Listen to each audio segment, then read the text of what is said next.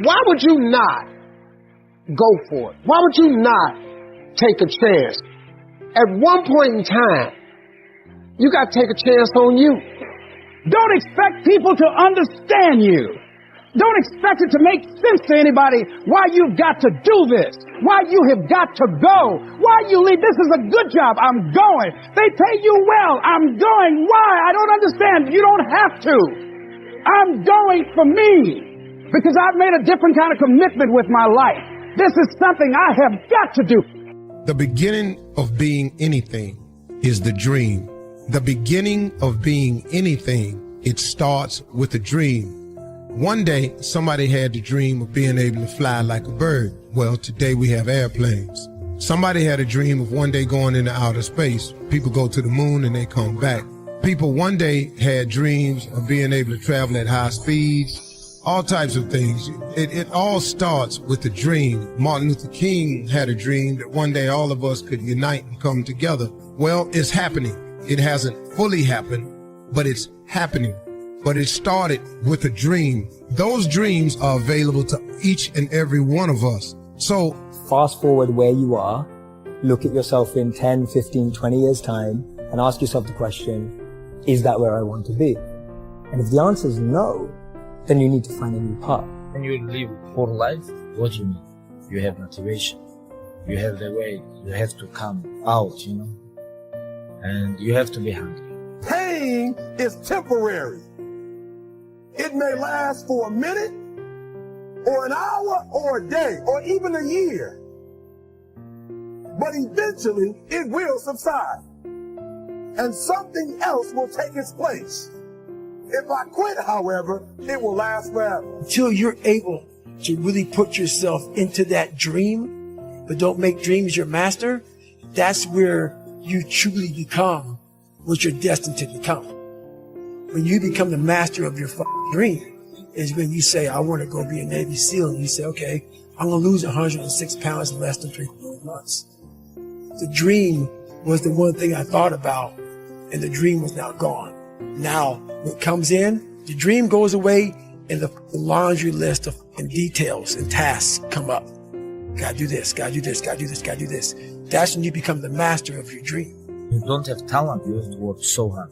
When you work so hard and sacrifice your time, sacrifice, you become more disciplined. Trial and error. You grow up and you make game-winning shots and it's awesome. You come back the next day and miss a game-winning shot and it's misery. And then the next day comes and you're back playing again. And you understand that life has this cyclical nature where it's, what you do on Monday is fantastic, but then Tuesday is a bad day. But guess what? There's Wednesday. So are we just supposed to live our lives like this the whole time? Versus just staying like this, understanding that it's really just a journey of evolution every day. It's just constant improvement, constant curiosity, constantly getting better. The results don't really matter. You ain't gonna die. At the end of pain is success. You're not gonna die because you're feeling a little pain. I'm not eating like I eat at home. That's why you're about to go to the next level, because if you keep eating like you ate at home, you'll keep being a boy or a girl. It's time to become man, woman. The hardest thing to do is to enable people to see themselves as they are. Not as they hoped they were, not as they've been taught they are, but as they actually are. It's the single hardest thing to do, and I'll tell you why. Because we're all embedded in this construct of a thing called identity, right? And what people forget is identity by its very nature, one is man-made and two is exclusive. What that means is, if I want something, I go into the future in my brain, which is powerful, and I visualize exactly what I want. So I'm there, I'm in my future. And then I think about every single thing I need to do to make that happen, and every single thing that could stop that from happening and what I need to avoid. And I go right back. And then I put everything and every single attitude and person around me in my vision that's going to make me get to what I want. And also, I try to get the people around me to think about the same exact vision. So you can inspire people and all that energy is focused on one thing that they can visualize in their head. Then it becomes a tangible reality. And I know that to be a fact because it's happening. Most of us lower our standards. Why? Because who you spend time with, my friends, is who you become. Quality of your life is the quality of where you live emotionally. Like we all have a home.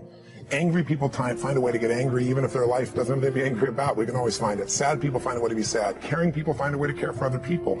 So one thing you got to identify is, where are you living? What's your home? What's your habit?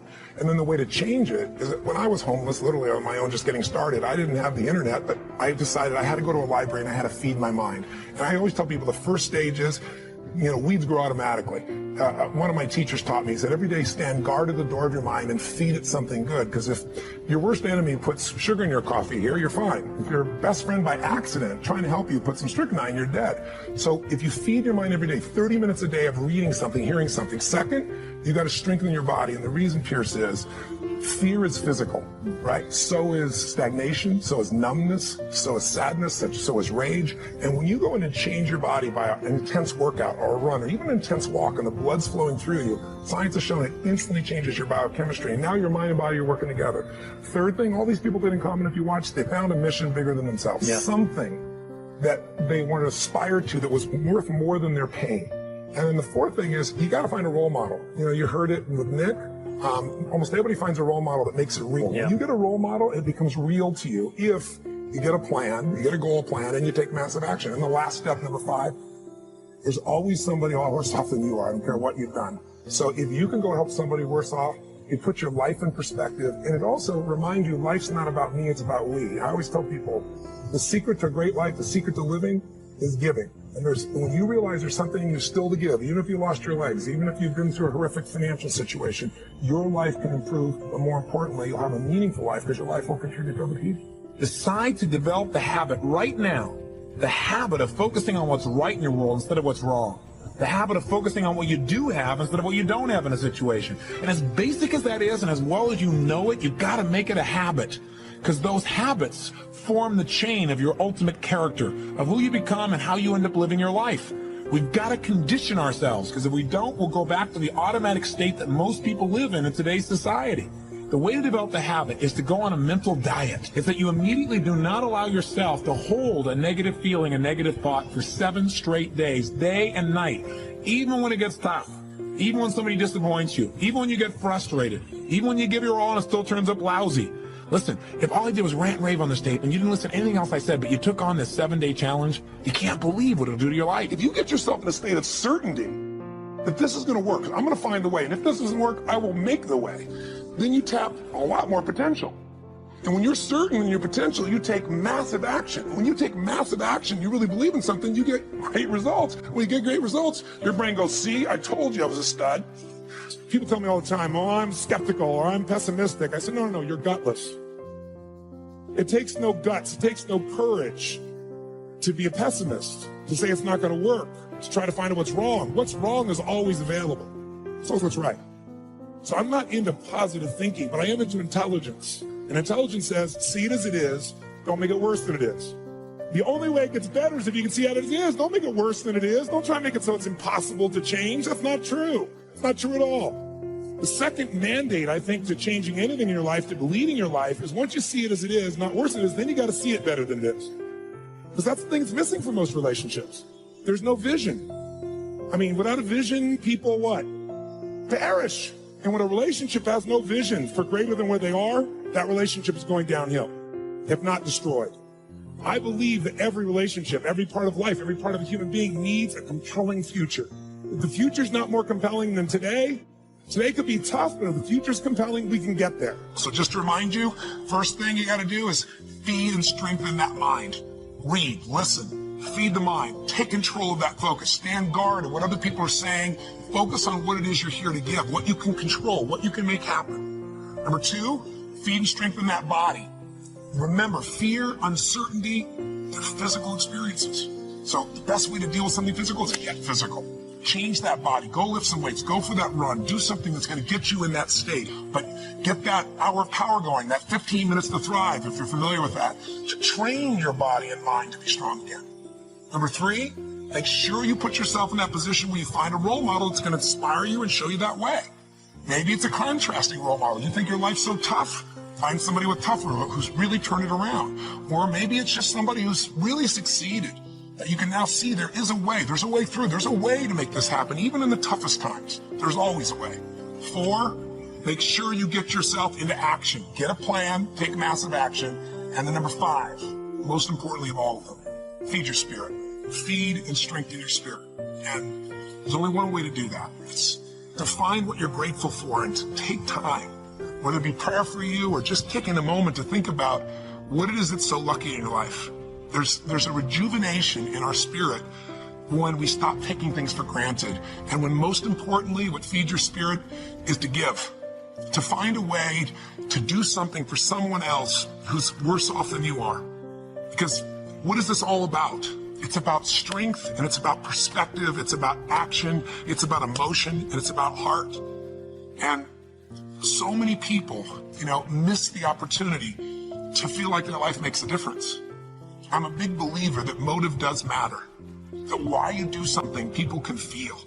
That people may be skeptical, they may have their judgments or their fears because they've been through so much, but in my experience, ultimately, why you're doing something, people feel. And if you're doing this because some part of you knows that you're here in life not just to get, but to give, then there's a spark that happens in other people because they feel the genuineness of that, and there's a spark that happens in you because it reminds you what you're made for. You know why kids love athletes? Kids love athletes because they follow their dreams. How much did they first pay you to give up on your dreams? And when were you going to stop and come back and do what makes you happy? I see guys who work at the same company for their entire lives. They clock in, they clock out, and they never have a moment of happiness. You have an opportunity. This is a rebirth. I'm a wake-up call. Maybe you here because you need to hear this. Maybe you here because you need to dust off your dreams. Maybe you need to explore your imagination. Maybe you just need to identify your gift so you can quit tripping in your own life, trying to figure out what you can do when God already planted inside you a long time ago. Remember your dream. All of us have things that we're believing for, something that we want to accomplish. Deep down, we know it's a part of our destiny. We can feel it so strongly. But then we hit some setbacks. We didn't get the promotion. The medical report wasn't good. Or a relationship didn't work out. Life has a way of pushing our dreams down. They can become buried under discouragement, buried under past mistakes. There are dreams buried under divorce, buried under low self-esteem. It's easy to settle for mediocrity even though we have all this potential buried on the inside. Your dream may be buried. The good news is it's still alive. It's not too late to see it come to pass. We've all been through disappointments and setbacks. Life happens. But instead of remembering the hurt, the pain, what didn't work out, the key to reaching your destiny is you have to remember your dream. Imagine, if you will, being on your deathbed and standing around your bed, the ghosts of the dreams, the ideas, the abilities, the gifts given to you by life, but you, for whatever reason, you never pursued those dreams. You never used those gifts. You never used those talents and those abilities. You never wrote that book. We never heard from your leadership. And there they are standing around your bed, looking at you with large, angry eyes, saying, "We came to you. Only you could have given us life, and now we must die with you forever." And the question becomes, if you died today, what dreams, what ideas, what abilities, what gifts, what talents would die with you? Maybe that's why one woman said, "Oh, God reached the point of death."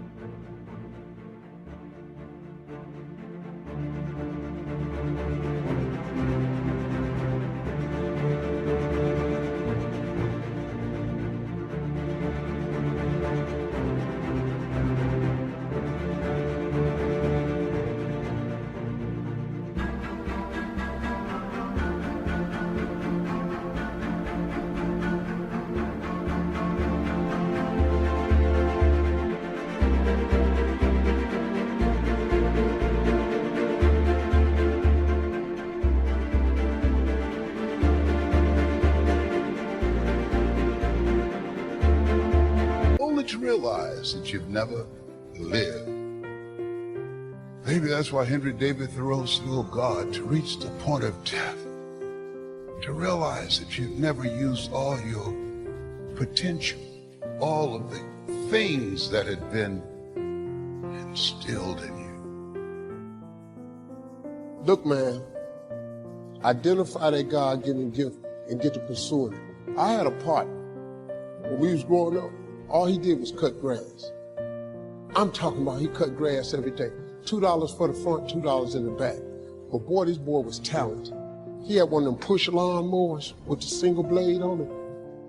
He was so good, he could take the blade, lower it, and raise it. He could cut patterns in your yard with a push lawnmower. He could put your initials in your grass. You know how big that was in the hood? You get a W in your damn yard. This boy was $2 for the front, $2 for the back. He didn't go play with us nowhere. We going to the swimming pool. Now, man, I got to cut Miss Jackson grass. Hey, man, we going to go to the little school dance. Now, I got to get up in the Maryland. I got to cut Miss Stanley yard. We used to laugh at it. A grass cutter, grass cutter. This boy today in Cleveland, Ohio, he got a landscaping company. You know how much this dude grosses every year? $4 million. $4 million. You know what he do? He cut grass. He got 38 trucks on the road. He got every contract in the city, every office building, every mall. He cut grass. He cut the grass so good when it snowed in Cleveland, he put plows on the front of all 38 of them trucks. He got all the snow removal contract. This boy make $4 million. You know what he do? He cut grass. He cut grass.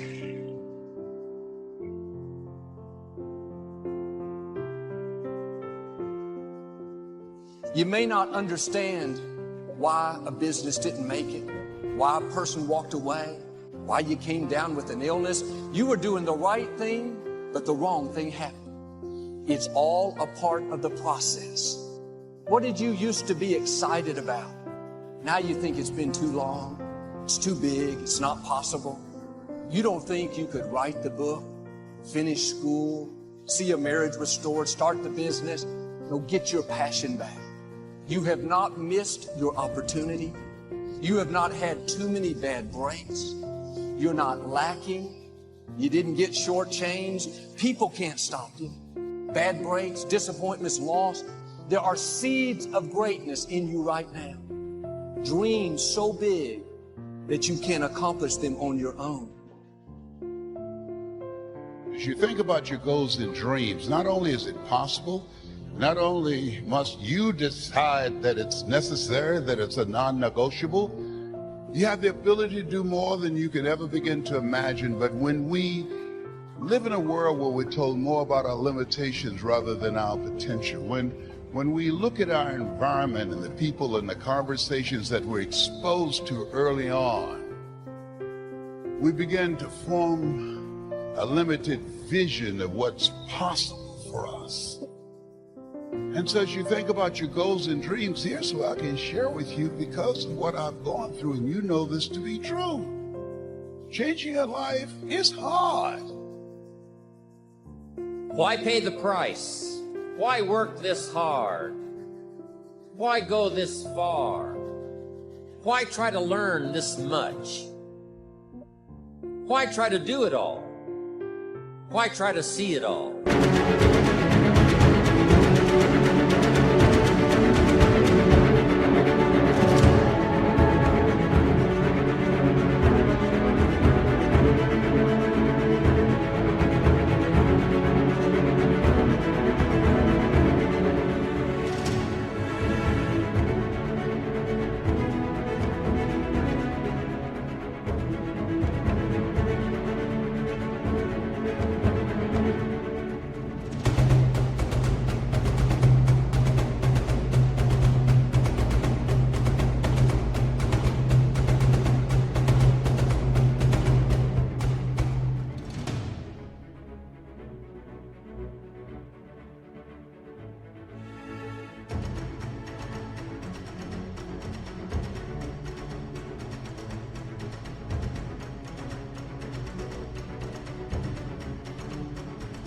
Why try to have it all? Why do it? Why learn it? Why study? Why put yourself out? Why try to take on this much responsibility? Why develop yourself to the full? Why try to become all that you can possibly become? Why try to earn as much as you can earn, share as much as you can share, develop every skill you possibly can, see every human you possibly can, go to every class you possibly can, touch everybody you possibly can?